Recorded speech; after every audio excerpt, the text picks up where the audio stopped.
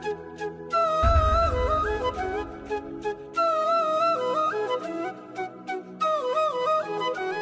कृष्णा।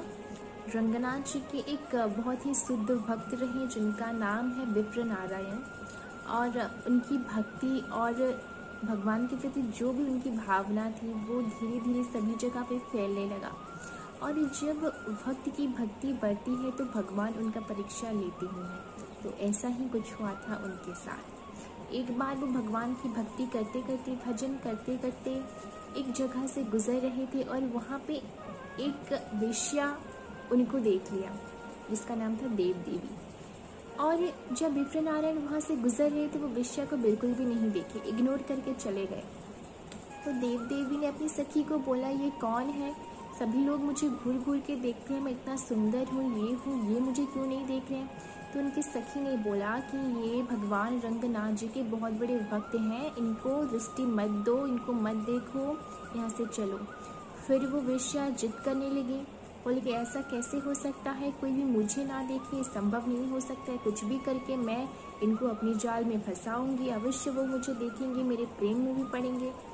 और यही जिद लेकर रात को वो देव देवी वेश्या चले गए उन भक्त के पास, विप्र नारायण के पास, और रात को उनका दरवाज़ा खटखटाते हुए निवेदन करती है कि मैं अबला नारी, मेरे पास रहने के लिए कोई जगह नहीं है, आप मुझे अपने कमरे में थोड़ी सी जगह दे दीजिए। और वैष्णव तो होते ही दयालु, वो क्या करते हैं, वेश्या को अपने कमरे में सोने के लिए जगह दे देते हैं और वो बाहर सोने लगते हैं। ऐसा ही कुछ दिनों तक वो ऐसा ही होता रहा और वेश्या कभी भी कुछ भी टाइम पे उनका साथ नहीं छोड़ती थी। वो भगवान की सेवा करते थे, वो भी सेवा करती थी, उनकी भी सेवा करती थी। ऐसा होके बहुत दिनों के बाद वो दोनों आपस में अपने आप को प्रेम करने लगे और विवाह कर लिए।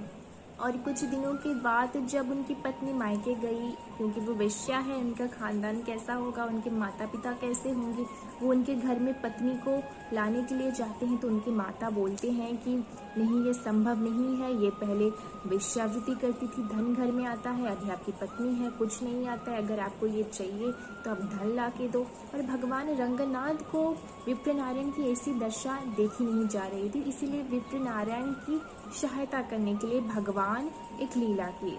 स्वयं विप्र नारायण का वेश बनाकर वो देव देवी की माता को अपने ही मंदिर के गर्भगृह से एक सोने का थाल लाकर उनको दे दिया, वेश्या की माँ को दे दिया और बोला कि हाँ, ये ले लो और मुझे समय पर देव देवी को दे देना।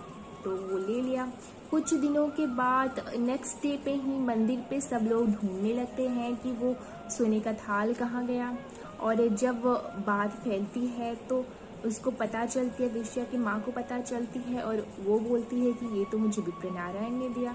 तो सभी लोग ये जानकर थू थू करने लगते हैं और विप्र नारायण सोच रहे हैं कि मैंने तो ऐसा कुछ किया नहीं है। तब उनको ये रियलाइज होता है कि हे भगवान, मैंने ये क्या कर दिया, हे रंगनाथ जी, मेरे हाथ तो ये क्या हो गया।